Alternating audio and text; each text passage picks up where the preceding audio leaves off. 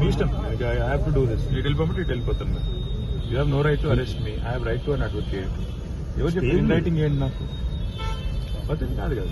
మర్యాదగా మీతో కోఆపరేట్ చేస్తుంటే మీరు ఇంతమందిని పెట్టి హడావుడి ఎందుకు చెప్పండి. Right to an advocate. ఆడ పోయినాక వాళ్ళని చెప్పమని మీరే మీకు చెప్తుంది. యూఆర్ నాట్ ఏసీపీ, వాళ్ళు ఏసీపీ.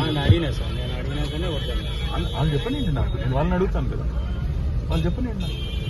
లేదంటే ఇటు వెళ్ళిపోతాను. మరి మీ ఇష్టం. It's your wish. Extensive arguments ACB చేసి జడ్జిమెంట్ రిజర్వ్ అయిన తర్వాత అసలు పిలిచే అవసరం వెళ్ళి పిలిచాను. అయినా వచ్చినాక మీరు నా లాయర్ రాకూడదు అంటే నేను ఇన్ రైటింగ్ ఇవ్వండి. లాయర్ రాకూడదు, ఇన్ రైటింగ్ ఇవ్వండి. నేను ఉంటాను ఇక్కడే వెయిట్ చేస్తాను. రోడ్డు మీద ఇక్కడ కూర్చొని ఇక్కడ ఇన్ రైటింగ్ ఇవ్వమంటే లాయర్ రావడానికి వీల్లేదు. లేదంటే మీరు ఇంట్లో వెళ్ళిపోతాం. లేదు మీకు లెటర్ ఇచ్చి వెళ్ళిపోమంటే మీకే లెటర్ ఇచ్చి వాళ్ళు కూడా వాదనలు వినిపించారు. 200 పేజీల కౌంటర్ కూడా గవర్నమెంట్ వైపు నుంచి దాఖలు చేశారు. చేసిన తర్వాత జడ్జి గారు మొత్తం వాదనలు విన్నారు. జడ్జిమెంట్ రిజర్వ్ చేసి పెట్టారు 31 తారీఖున. నేను ఏసీబీని ఏం కోరుతా ఉన్నానంటే, అదేవిధంగా గవర్నమెంట్ ఏం కోరుతా ఉన్నానంటే, జడ్జి గారు రిజర్వ్ చేసి పెట్టిన తర్వాత తీర్పుని మనం వెంటనే తొందరపడి, నేను ఎక్కడికి పోయేది లేదు, ఎక్కడికి తప్పించుకునేది లేదు, తొందరపడి మీరు అనవసరంగా ఎందుకు ఈ హడావిడి చేస్తున్నారని అడిగాను. ప్లస్ ఇప్పుడు నేను అయినప్పటికీ చట్టాన్ని గౌరవించే పౌరుడిగా, రాజ్యాంగాన్ని గౌరవించే పౌరుడిగా వాళ్ళు పిలిచారు కాబట్టి వచ్చాను. వచ్చి నాకు ఒక లెటర్ ఇచ్చారు. ఇన్ఫర్మేషన్ కావాలి, డాక్యుమెంట్స్ కావాలి. ఏం ఇన్ఫర్మేషన్ కావాలి, ఏం డాక్యుమెంట్స్ కావాలో మాకు తెలియదు. అందుకే అడిగితే ఇప్పుడేమో వాళ్ళు లేటెస్ట్గా ఏం చెప్తున్నారంటే, మీరు ఒక్కరే రావాలి, లాయర్స్ రాకూడదు. ఆల్రెడీ తీర్పే అక్కడ పెండింగ్ ఉన్నది కాబట్టి మా లాయర్స్తో వస్తే మీకేం ఇబ్బంది అని అడిగితే సమాచారం ఇవ్వడం లేదు. దాంతోపాటు ఇంకా ఏమంటున్నారంటే మీరు ఒక్కరే రావాలి. నాకు ఒక్కరే రావడానికి ఇబ్బంది ఏం లేదు, కానీ ఒక పౌరుడిగా నా ప్రాథమిక హక్కులకు కూడా భంగం వాటిల్లకుండా చూసుకోవాల్సిన బాధ్యత నా మీద ఉంటుంది. అందుకే పోలీస్ అధికారులను అడిగాను, ఎక్కడన్నా లిఖితపూర్వకంగా ఉందా నా లాయర్ రాకూడదని, దయచేసి ఉంటే ఇవ్వండి అన్నాను. సో వారు సంప్రదిస్తున్నారు. నేను ఇక్కడ కేవలం ఇవాళ ఏసీబీ ఆఫీస్కి వచ్చాను. మీకు ఏం ఇన్ఫర్మేషన్ కావాలి? ఇప్పుడు నన్ను వాళ్ళు అడుగుతున్న ఇన్ఫర్మేషన్ మొత్తం గవర్నమెంట్ దగ్గరే ఉంది. నేను తీసుకున్న నిర్ణయం ఏదన్నా ఉంటే అది మినిస్టర్గా తీసుకున్నాను, గవర్నమెంట్గా తీసుకున్నాను. అట్లాంటప్పుడు నా దగ్గర ఉన్నదని సమాచారం వారు ఏదైతే అపోహపడుతున్నారో అదంతా మీ దగ్గరనే ఉంది.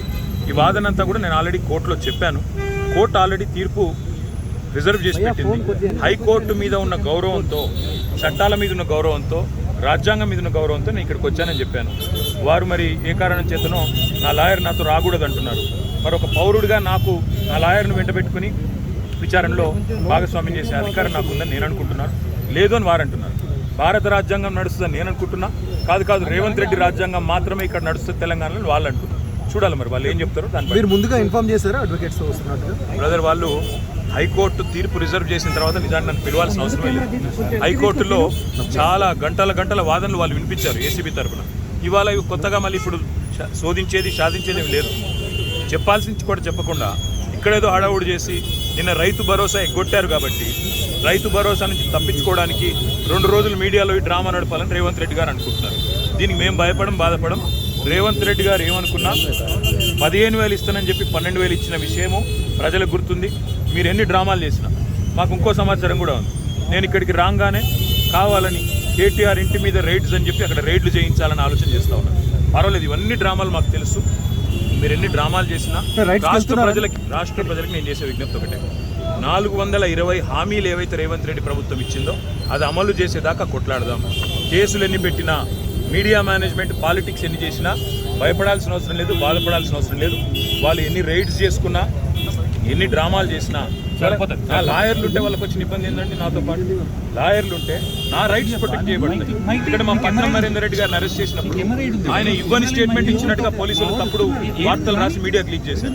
అట్లా కాకుండా నా రైట్స్ నేను ప్రొటెక్ట్ చేసుకోవాలి కాబట్టి లాయర్ ఉండాలని కోరుతున్నాను. వాళ్ళకి వచ్చిన ఇబ్బంది ఏంటి సార్? ఇప్పుడు ఈ స్థాయిలో ఆంక్షలు పెట్టారు, మీరు నేరుగా విచారణకు అటెండ్ అవుతున్నారు. వాళ్ళు చెప్పిన అదే చెప్తున్నా బ్రదర్. నేను ఆంక్షలు మా నరేందర్ రెడ్డి గారు ఇవ్వని స్టేట్మెంట్ ఇచ్చినట్టుగా తప్పుడు స్టేట్మెంట్లు రికార్డ్ చేసిందే పోలీసు వాళ్ళు.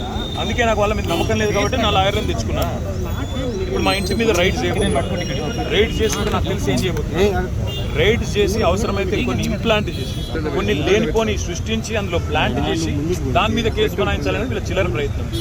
నేను చిట్టినాయుడు గారికి చెప్పేది ఒకటే, ఇవన్నీ డ్రామాలు చేసినా, ఎన్ని కథలు పడ్డా, ఎన్ని అక్రమ కేసులు పెట్టినా, నువ్వు రైతు భరోసా ఎగ్గొట్టింది ప్రజలకు తెలుసు, నువ్వు మాట తప్పింది తెలుసు, 420 హామీలు ఎత్తగొట్టింది ప్రజలకు అర్థమైంది. నువ్వెన్ని చేసుకున్నా తప్పకుండా నేను వదిలిపెట్టాం. ప్రజాక్షేత్రంలో తప్పకుండా మా హక్కుల కోసం కొట్లాడుతాం. ఇవాళ నేను అడిగేది ఏంటంటే, మొన్న నరేందర్ రెడ్డికి జరిగింది, వాళ్ళ నాకు జరగదని గ్యారంటీ ఏంది? నరేందర్ రెడ్డి ఈయన స్టేట్మెంట్ ఇచ్చినట్టు, కన్ఫెషన్ ఇచ్చినట్టు, అనవసరంగా నా పేరు చెప్పినట్టు లేనిపోని పుకార్లు వీళ్ళే సృష్టించిన పోలీసు వాళ్ళు మీడియాకు లీక్లు ఇచ్చారు. నేను నాకు కూడా అట్లే చేస్తారనేది నా డౌట్. రెండవది ఇవాళ నేను మళ్ళీ చెప్తున్నా, నేను ఇక్కడ రాగానే నా ఇంటి మీద రైడ్ చేయాలని చెప్పి వాళ్ళు ప్లాన్ చేసుకున్నారు. తప్పకుండా నా ఇంటి మీద రైడ్ చేస్తే కూడా అన్లయమని ఇరికిచ్చి రేవంత్ రెడ్డి గారు ఇచ్చిన 2 చిట్టీలు, అవసరమైతే ఇంకో 2 ఏమైనా సృష్టించి అని ఇరికిచ్చి కావాలని బదనాం చేయాలన్న చిల్లర ప్రయత్నం వాళ్ళు చేస్తున్నారు. నా హక్కుల కోసం తప్పకుండా నేను కొట్లాడతాను. న్యాయవాదుల సమక్షంలో ఎంక్వైరీ చేయాలని కోరుతున్నాను. తప్పే ఉంది. చాలాసేపటి నుంచి వెయిట్ చేస్తున్నారు, ఇంకెంతసేపు వెయిట్ చేస్తారు? ఏమని చెప్తున్నారు? 5 నిమిషాలు చూసిన తర్వాత మరి పోలీసులు సహకరించకపోతే నా దారి నేను అంటే ఇప్పటివరకు అయితే ఏం చెప్పట్లేదు పోలీసు వాళ్ళు. మరి లిఖితపూర్వకంగా ఏం చేయట్లేదు, కానీ వాళ్ళు ఫోన్లు వాళ్ళు ఏదో మాట్లాడుతున్నారు పైకి. రేవంత్ రెడ్డికి మాట్లాడుతున్నారో, మరి ఇంకా డీజీపీకి మాట్లాడుతున్నారో, ఎవరికి మాట్లాడుతున్నారో తెలియదు. వాళ్ళు ఏం చెప్తారో దాన్ని బట్టి నా తత్పర. సార్, ఇప్పుడు అడ్వకేట్స్ అనుమతి లేదు అనేది అయితే నిబంధన లేదు కదా? అడ్వకేట్స్ అనుమతి లేదు అనేది తప్పు. మొన్న పట్నం నరేందర్ రెడ్డి మీద ఏ కుట్ర అయితే వీళ్ళు చేసిండ్రో, ఆయన ఈయని స్టేట్మెంట్ ఇచ్చినట్టు పోలీసు వాళ్ళు ఏదైతే దొంగ స్టేట్మెంట్ సృష్టించి ఆయనను నన్ను బద్నాం చేసే ప్రయత్నం చేసిండ్రో అది జరగకూడదన్నదే నా తాపత్రయం. అందుకే లాయర్ ఉండాలని నేను కోరుతున్నా. లాయర్ ఉంటే వాళ్ళకి అభ్యంతరం ఏందో నాకు అర్థమైతే లేదు. ఏమైనా కానూన్ ఉందా? చూపెట్టు, కాగితం చూపెట్టు, కాగితం చూపెట్టు. సార్, మీరు క్వశ్చన్ చేస్తే ఏం చెప్తున్నారు సార్? అడ్వకేట్స్ తీసుకొని వెళ్తాను కానీ మా ఇష్టం ఇది. ఇక్కడ భారత రాజ్యాంగం లేదు, అంబేద్కర్ రాసిన రాజ్యాంగం లేదు, అనుమల రేవంత్ రెడ్డి రాసిన రాజ్యాంగం ఉంది. మా ఇష్టం, మా జాగిర్ అంటారు. ఏం చేయాలి సార్? ఉద్దేశపూర్వకంగానే మిమ్మల్ని ఇక్కడ డైవర్ట్ చేసి ఇంటి వైపు రైడ్కి వెళ్ళారు. ఇంటి మీద ఇప్పుడు రైడ్కి వెళ్ళడానికి ప్రయత్నం చేస్తున్నారు. వాళ్ళు రైడ్ చేసి కూడా మన ప్లాంట్ చేస్తారనేది నా అనుమానము. తప్పకుండా చట్టపరంగా న్యాయపరంగానే పర్లేదు. ఆల్రెడీ తీర్పు రిజర్వ్ అయ్యి ఉంది. అయినా ఈ డ్రామా చేయాల్సిన అవసరం ఏముందో పోలీసులకి తెలుసు. ఈవెన్ ఫామ్ హౌస్ కేసులో కూడా ఇంటి దగ్గరకు వచ్చి ఎలాంటి అనుమతులు లేకుండా వచ్చి డ్రామా చేసి అక్కడ ప్లాంట్ చేసి రేవంత్ రెడ్డి ఇచ్చిన కొన్ని ఆడ పత్రాలు పెట్టి లేదా ఇంకోటి పెట్టి కేసులు పెట్టి ఇరికేయాలనేది వాళ్ళ తాపత్రయం. అన్నింటినీ కూడా న్యాయపరంగా ఎదుర్కొంటాం.